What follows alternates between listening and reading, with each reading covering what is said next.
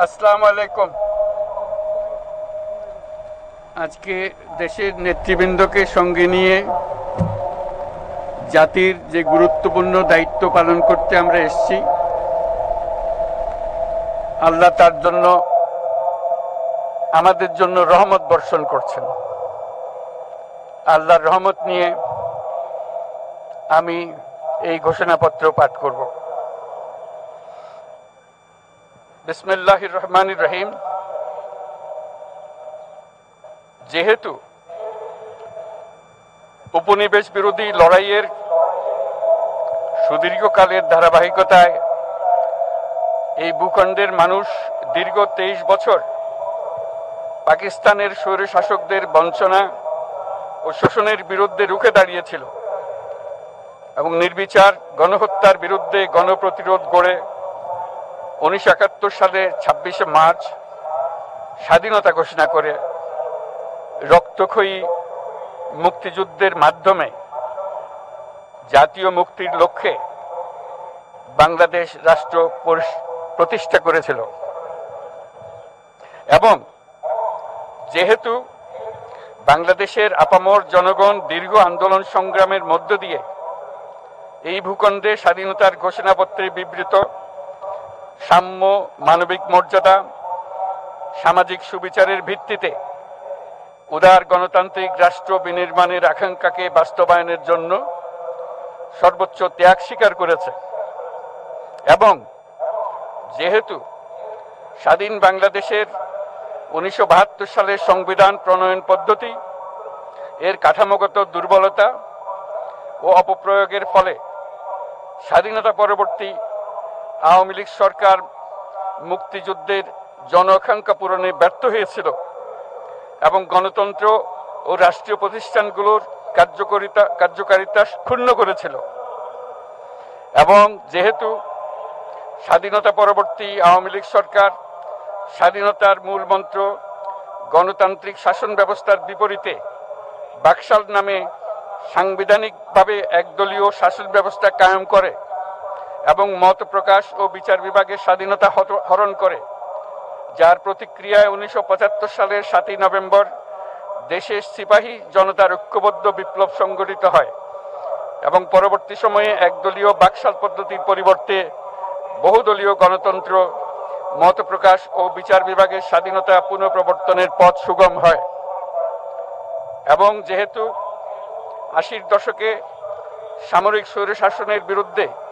দীর্ঘ 9 বছর ছাত্র জনতার অবিরাম সংগ্রামের মধ্য দিয়ে 1990 সালে গণ অভ্যুত্থান সংগঠিত হয়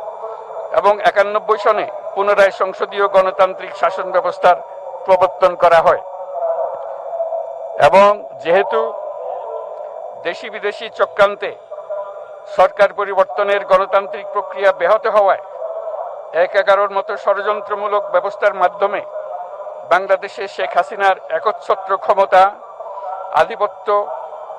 এবং ফেসিবাদের পথ সুগম করা হয়। যেহেতু দীর্ঘ 16 বছরের ফেসিবাদী অগণতান্ত্রিক গণবিরোধী শাসন ব্যবস্থা কায়েমের লক্ষ্যে এবং একদলীয় রাষ্ট্র ব্যবস্থা প্রতিষ্ঠার অতি উগ্র বাসনা চরিতার্থ করার অভিপ্রায়ে সংবিধানে অবৈধ অগণতান্ত্রিক পরিবর্তন করা হয়, যার ফলে একদলীয় একচ্ছত্র ক্ষমতা ও আধিপত্য প্রতিষ্ঠার পথ সুগম হয়। এবং যেহেতু শেখ হাসিনার আওয়ামী লীগ সরকারের দুঃশাসন, গুম খুন, আইন বহির্ভূত হত্যাকাণ্ড, মত প্রকাশের স্বাধীনতা হরণ এবং একদলীয় স্বার্থে সংবিধান সংশোধন ও পরিবর্তন বাংলাদেশের সকল রাষ্ট্রীয় সাংবিধানিক প্রতিষ্ঠানসমূহকে ধ্বংস করে, এবং যেহেতু হাসিনা সরকারের আমলে তারই নেতৃত্বে একটি চরম গণবিরোধী, একতান্ত্রিক ও মানবাধিকার হরণকারী শক্তি বাংলাদেশকে একটি ফেসিবাদী, মাফিয়া এবং ব্যর্থ রাষ্ট্রের রূপ দিয়ে আন্তর্জাতিকভাবে বাংলাদেশের ভাবমূর্তি ক্ষুণ্ণ করে, এবং যেহেতু তথাকথিত উন্নয়নের নামে শেখ হাসিনার ফেসিবাদী নেতৃত্বে সীমাহীন দুর্নীতি, ব্যাংক লুট, অর্থ পাচার ও অর্থনৈতিক প্রতিষ্ঠানগুলিকে ধ্বংসের মধ্যে দিয়ে বিগত পতিত দুর্নীতিবাজ আওয়ামী লীগ সরকার বাংলাদেশ ও এর অমিত অর্থনৈতিক সম্ভাবনাকে বিপর্যস্ত করে তোলে এবং পরিবেশ, প্রাণ বৈচিত্র্য ও জলবায়ুকে বিপন্ন করে। এবং যেহেতু শেখ হাসিনার ফ্যাসিস্ট সরকারের বিরুদ্ধে রাজনৈতিক দল, ছাত্র শ্রমিক সংগঠন সহ সমাজের সর্বস্তরের জনগণ গত প্রায় 16 বছর যাবৎ নিরন্তর গণতান্ত্রিক সংগ্রাম করে জেল জুলুম, হামলা মামলা, গুম খুন ও বিচার বহির্ভূত হত্যাকাণ্ডের শিকার হয়। এবং যেহেতু বাংলাদেশে বিদেশি রাষ্ট্রের অন্যায় প্রভুত্ব, শোষণ ও খবরদারিত্বের বিরুদ্ধে এদেশের মানুষের ন্যায়সঙ্গত আন্দোলনকে বহিঃশক্তির তাবেদার আওয়ামী লীগ সরকার নিষ্ঠুর শক্তি প্রয়োগের মাধ্যমে দমন করে। এবং যেহেতু অবৈধভাবে ক্ষমতা অব্যাহত রাখতে আওয়ামী লীগ সরকার 3টি প্রহসনের নির্বাচনে এর জাতীয় সংসদ নির্বাচন এদেশের মানুষকে ভোটাধিকার ও প্রতিনিধিত্ব থেকে বঞ্চিত করে। যেহেতু আওয়ামী লীগ আমলে ভিন্ন মতের রাজনৈতিক নেতাকর্মী, শিক্ষার্থী, তরুণদের নিষ্ঠুরভাবে নির্যাতন করা হয় এবং সরকারি চাকুরিতে একচেটিয়া দলীয় নিয়োগ এবং কোটাভিত্তিক বৈষম্যের কারণে ছাত্র, চাকুরি প্রার্থী, নাগরিকদের মধ্যে চরম ক্ষোভের জন্ম হয়। এবং যেহেতু বিরোধী রাজনৈতিক দল সংগঠনের উপর চরম নিপীড়নের ফলে দীর্ঘদিন ধরে জনরোষের সৃষ্টি হয় এবং জনগণ সকল বৈধ প্রক্রিয়া অবলম্বন করে ফ্যাসিবাদ বিরোধী লড়াই চালিয়ে যায়। এবং যেহেতু সরকারি চাকরিতে বৈষম্যমূলক কোটা ব্যবস্থা বিলোপ ও দুর্নীতি প্রতিরোধে বৈষম্য বিরোধী ছাত্র আন্দোলন চলাকালে আওয়ামী লীগ সরকার কর্তৃক ব্যাপক দমন পীড়ন, বর্বর অত্যাচার, মানবতা বিরোধী হত্যাকাণ্ড চালানো হয়, যার ফলে সারা দেশে দলমত নির্বিশেষে ছাত্র জনতার উত্তাল গণবিক্ষোভ গণ অভ্যুত্থানের রূপ নেয়। এবং যেহেতু ফ্যাসিস্ট শক্তির বিরুদ্ধে অদম্য ছাত্র জনতার অভ্যুত্থানে রাজনৈতিক দল, ধর্মীয়, সামাজিক, সাংস্কৃতিক, পেশাজীবী, নারী ও শ্রমিক সংগঠন সমূহ সমাজের সকল স্তরের মানুষ যোগদান করে এবং আওয়ামী ফ্যাসিবাদী বাহিনী রাজপথে নারী, শিশু সহ প্রায় 1000 মানুষকে নির্বিচারে হত্যা করে, অগণিত মানুষ পঙ্গুত্ব, অন্ধত্ব বরণ করে। আন্দোলনের চূড়ান্ত পর্যায়ে সামরিক বাহিনীর সদস্যগণ জনগণের গণতান্ত্রিক লড়াইকে সমর্থন প্রদান করে। এবং যেহেতু অবৈধ শেখ হাসিনা সরকার পতন, ফ্যাসিবাদী ব্যবস্থার বিলোপ এবং নতুন রাজনৈতিক বন্দোবস্তের লক্ষ্যে বৈষম্য বিরোধী ছাত্র আন্দোলনের ডাকে জনগণ অসহযোগ আন্দোলন শুরু করে, পরবর্তী সময়ে 5ই আগস্ট ঢাকা অভিমুখে লং মার্চ পরিচালনা করে এবং ফ্যাসিবাদ বিরোধী আন্দোলনরত সকল রাজনৈতিক দল, ছাত্র জনতা তথা সর্বস্তরের সকল শ্রেণীর পেশার আপামর জনসাধারণ তীব্র আন্দোলনের চূড়ান্ত পর্যায়ে গণভবনমুখী জনতার উত্তাল যাত্রার মুখে ফ্যাসিস্ট হাসিনা 5ই আগস্ট 2024 তারিখে পদত্যাগ করে দেশ ছেড়ে পালিয়ে যেতে বাধ্য হয়। এবং যেহেতু বাংলাদেশের রাজনৈতিক ও সাংবিধানিক সংকট মোকাবেলায় গণ অভ্যুত্থানের মধ্য দিয়ে ব্যক্ত জনগণের সার্বভৌমত্বের প্রত্যয় ও প্রয়োগ রাজনৈতিক ও আইনি উভয় দিক থেকে যুক্তিসঙ্গত,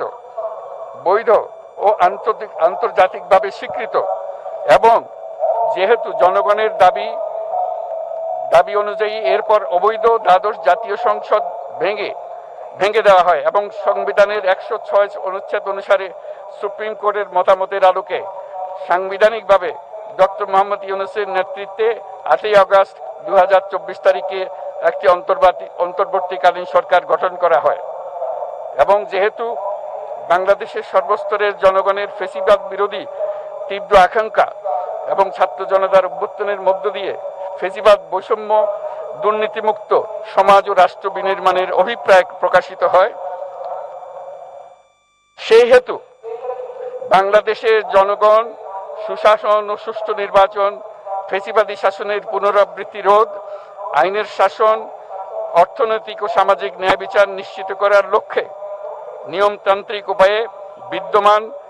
সংবিধান ও সকল রাষ্ট্রীয় সাংবিধানিক প্রতিষ্ঠানের গণতান্ত্রিক সংস্কার সাধনের অভিপ্রায় ব্যক্ত করে। এবং সেহেতু বাংলাদেশের জনগণ বিগত 16 বছরের দীর্ঘ ফেসিবাদ বিরোধী আন্দোলন সংগ্রামকালে এবং 2024 সালের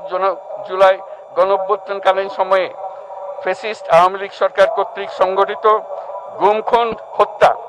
গণহত্যা, মানবাধিকার বিরোধী অপরাধ ও সকল ধরনের নির্যাতন, নিপীড়ন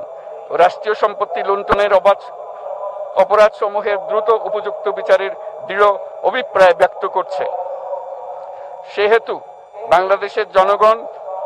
জুলাই জনগণের সকল শহীদদের জাতীয় বীর হিসেবে ঘোষণা করে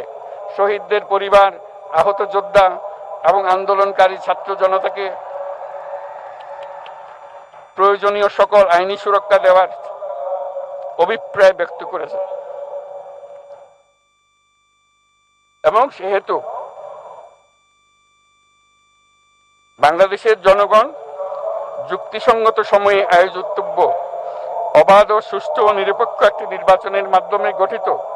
জাতীয় সংসদে প্রতিশ্রুত প্রয়োজনীয় সাংবিধানিক সংস্কারের মাধ্যমে দেশের মানুষের প্রত্যাশা, বিশেষত তরুণ প্রজন্মের আকাঙ্ক্ষা অনুযায়ী আইনের শাসন ও মানবাধিকার,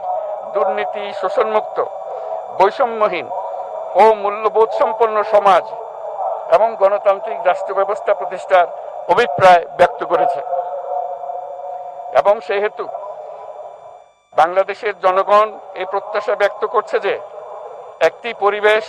ও জলবায়ু সহিষ্ণু, অন্তর্ভুক্তিমূলক, টেকসই উন্নয়ন কৌশলের মাধ্যমে বর্তমান ও ভবিষ্যৎ প্রজন্মের অধিকার সংরক্ষিত হবে। এবং সেহেতু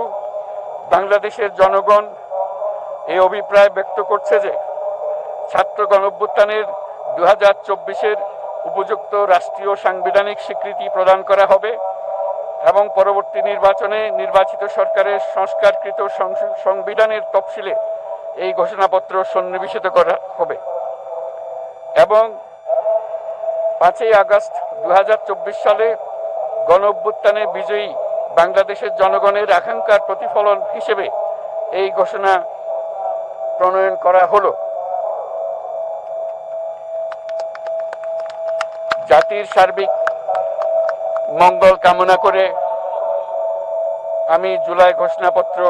আপনাদের সবার সামনে উত্থাপন করলাম। আল্লাহ সকলের জন্য মঙ্গল দান করুন, জাতির জন্য মঙ্গল নিয়ে আসুক। সবাইকে ধন্যবাদ। আল্লাহ হাফেজ।